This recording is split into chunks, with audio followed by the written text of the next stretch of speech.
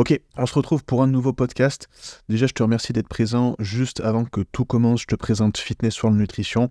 C'est le site où tu peux retrouver tout, absolument tout, que ce soit pour ta santé, pour ta micronutrition, de la protéine, de la nutrition sportive avec la farine d'avoine, les crèmes de riz, etc., etc. Tout ce qui peut te faciliter la vie, tu peux retrouver tout ici. N'oublie pas, une fois que ton panier est validé, d'appliquer le petit code promo qui va bien AP10, je te le mets ici. Tu le mets juste ici, tu le rentres ici et tu vas profiter de 10% de réduction. Ça va me permettre de continuer à proposer des podcasts de qualité, ça va me permettre de montrer à Fitness World qu'on est présent tous ensemble, qu'on est une bonne communauté. Donc je te remercie par avance et puis je te dis tout simplement bon podcast. Ok, on se retrouve, nouvelle vidéo. J'ai fait un truc assez simple en soi, je suis allé sur le fameux chat GPT et j'ai juste tapé quel mythe lié au bodybuilding. Et le chat GPT m'a sorti du coup quelques mythes. L'objectif c'est quoi? C'est tout simplement d'en discuter, de donner mon point de vue assez rapidement sur 7 points que le chat vient de me sortir. Pour le coup, j'ai rien sorti, j'ai rien préparé non plus. Vous voyez, de toute façon, j'ai rien préparé. Et je veux juste revenir un petit peu dessus. Alors, le premier point, c'est plus de poids égale plus de muscles. La description, ils disent que soulever des poids extrêmement lourds est la clé pour développer des muscles massifs. En réalité, la technique de levée et contraction musculaire sont souvent plus importantes que le poids lui-même. Alors, je suis totalement d'accord avec ça. D'ailleurs, j'ai fait plusieurs réels à ce propos-là, c'est-à-dire que la surcharge progressive, où on applique seulement une surcharge progressive sur la tension mécanique, c'est-à-dire le poids utilisé, c'est pas juste pour moi. La surcharge progressive, elle doit prendre plusieurs paramètres en jeu, doit prendre plusieurs paramètres en compte, pardon. Déjà, c'est tout simplement, oui, effectivement, il faut progresser à l'entraînement, mais c'est pas que sur le poids que vous utilisez. Ça peut être sur le nombre de répétitions, le nombre de séries, le temps de repos, l'exécution, l'amplitude. Ça fait extrêmement beaucoup de points. Et oui, la force est corrélée avec la masse musculaire, mais non, c'est pas parce que vous êtes hyper fort que vous aurez le plus de masse musculaire. Les plus grands powerlifters au monde ne sont pas les plus grands bodybuilders au monde. Voilà. Ensuite, deuxième point, les femmes deviendront trop musclées en faisant de la musculation. C'est un mythe répandu, en réalité la plupart des femmes n'ont pas la capacité génétique de développer une musculature excessive, sans un entraînement intense et spécifique. Alors, effectivement, c'est un mythe qui est très présent. Le fameux je ne veux pas ressembler à Arnold, je ne veux pas avoir les bras d'Arnold. C'est souvent les femmes qui disent ça.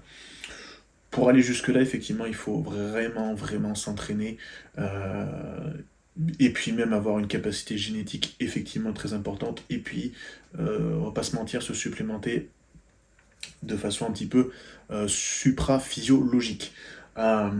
Concrètement, une femme ne sera, en tout cas, naturellement, une femme ne peut pas devenir aussi musclée qu'un homme. Génétiquement, ce n'est pas possible. Voilà. Après, il y a un paramètre à prendre en considération aussi, c'est que de par ce mythe-là, la plupart des femmes vont s'entraîner de façon moins intense, tout simplement en faisant des longues répétitions, des longues séries de 15-20 répétitions. Déjà, c'est un facteur qui est important. Les femmes ont tendance, quand elles commencent, quand elles ne sont pas suivies, à aller sur un volume plus important mais une intensité moins importante. Et nécessairement, c'est pas ça qui va vous rendre Arnold Schwarzenegger pour le coup. Donc n'ayez crainte, vous pouvez attaquer la musculation, vous ne deviendrez pas Arnold. Les suppléments sont indispensables pour développer des muscles. Une nutrition adéquate provenant d'aliments entiers est généralement suffisante pour soutenir la croissance musculaire. Alors je pense effectivement que c'est pas parce que vous allez vous supplémenter avec. Alors quand on commence, c'est toujours pareil, quand on commence, on va dire prendre de la whey, prendre de la créatine, c'est du dopage, blablabla. C'est des mythes qui existent encore. Concrètement, c'est vrai que quand on attaque, juste d'avoir un plan nutritionnel adapté et que l'on arrive à suivre, fait que vous allez progresser et qu'il n'y a pas besoin d'avoir beaucoup de suppléments. Cependant, je trouve que la plupart de notre nutrition actuelle qu'on a disponible est de plus en plus pauvre nutritivement parlant. Donc je trouve qu'il y a un intérêt quand même à se supplémenter, mais pas forcément en protéines ou en créatine comme je viens de dire, mais sur toute la partie micronutrition, parce qu'il y a beaucoup de déficiences. J'ai sorti d'autres réels aussi effectivement sur ça. Rien que la déficience en EPA, DHA fait que vous devriez vous supplémenter en oméga 3. Alors, plus d'exercice est toujours mieux. Donc en gros, le chat GPT dit qu'il est important de donner à notre corps le temps de récupérer. L'entraînement excessif peut entraîner blessure et empêcher la croissance musculaire. Le repos est crucial pour permettre aux muscles de récupérer et de se développer. Il y a pas grand-chose à dire, effectivement. Vouloir toujours en faire plus à la salle, c'est pas une bonne solution. C'est pas ça qui va vous aider à progresser. Au contraire, ça peut même aller à l'encontre de vos progrès. Il y a un facteur qui est trop souvent oublié, effectivement, c'est la récupération. Donc voilà, beaucoup de pratiquants débutants et naturels veulent avoir un volume d'entraînement énorme. C'est pas une bonne solution pour progresser. Les bodybuilders ne sont pas agiles ou flexibles. Stéréotype incorrect. De nombreux bodybuilders intègrent des exercices de flexibilité et d'agilité dans leur programme d'entraînement pour maintenir une gamme complète de mouvements. Je fais partie du stéréotype. Concrètement, oui, c'est vrai qu'il y a de plus en plus de bodybuilders qui ont des coachs déjà juste en entraînement et ces coachs-là vont effectivement mettre en place des choses au niveau de la mobilité, des étirements passifs et actifs, etc., etc. Beaucoup de bodybuilders de très haut niveau ont compris aussi que c'était important pour eux en termes de longévité s'ils mettaient en place ces choses-là. Donc, oui, c'est vrai que c'est un stéréotype. Malheureusement, moi le premier, je ne prends pas assez de temps pour le faire, par exemple, et on renforce ce stéréotype-là. Mais les grands bodybuilders, ils l'ont compris et ils mettent des choses en place par rapport à ça. Les bodybuilders ne mangent que de la viande et des protéines. Alors, oui, bon, en gros, ça veut dire que il n'y a aucun bodybuilder qui néglige un des trois macronutriments, protéines, glucides, lipides. Ça, c'est vrai. Pour autant, on peut pas se mentir, les bodybuilders ont tendance à manger plus de protéines que les gens normaux, ce qui est plutôt logique. La synthèse protéique responsable de la masse musculaire, de la croissance musculaire, est importante et en général, on se retrouve sur des taux de protéines un peu plus importants. On va être entre 2, 3 grammes, certains vont aller plus loin, certains vont aller trop loin, comme Milos Sarcev, avec ses 5 à 6 grammes de protéines par kilo de poids de corps. Je pense on a plutôt intérêt à être plus bas que ça, peut-être même entre 1,6 et 3 grammes, on va dire, parce que faut pas oublier les autres macronutriments, effectivement. Et les bodybuilders utilisent tous des stéroïdes.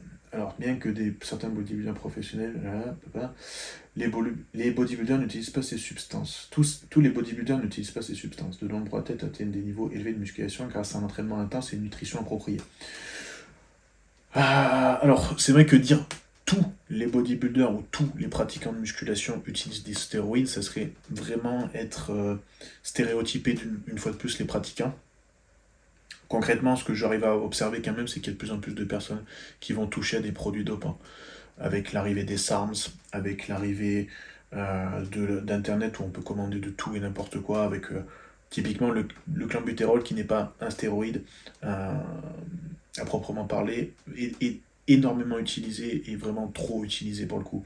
Donc c'est pas totalement faux, moi je trouve ce mythe-là, dans le sens où il y a beaucoup, beaucoup de pratiquants dorénavant qui prennent des produits sans même savoir que c'est des produits, par exemple.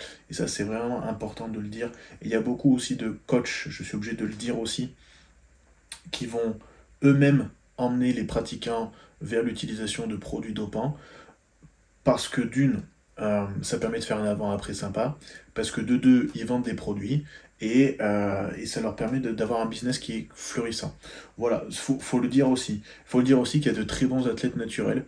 Euh, En France, on en a vraiment des très bien, des très bons. J'ai fait une vidéo avec Léo, on avait fait les jambes ensemble, c'est un très très bon athlète naturel qui est très jeune en plus. J'ai fait un podcast avec Yann, qui est un très très bon athlète naturel, qui est passé pas loin de la carte pro naturelle.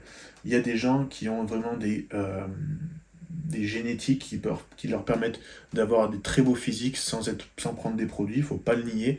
Et c'est quand même plutôt rare. Vous avez vu aussi que Valentin, que je vous ai présenté plusieurs fois, qui a réussi à faire une place dans dans une fédération non naturelle. Donc ça vous montre qu'il y a quand même aussi la possibilité de faire ça. Et d'ailleurs, je pense concrètement que vous devriez apprendre à faire ça avant même de pouvoir envisager prendre des produits.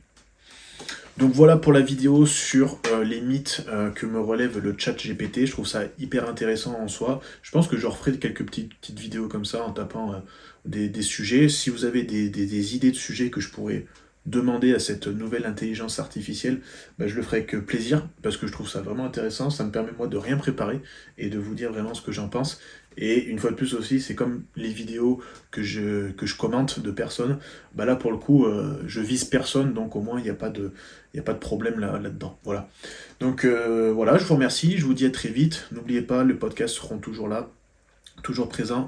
Et puis n'hésitez pas à me rejoindre sur Instagram aussi, posez-moi des questions sur Instagram, je fais des Q&A régulièrement, et ce genre de sujet par exemple, vous pouvez me le poser, je prends le temps d'y répondre sur Instagram.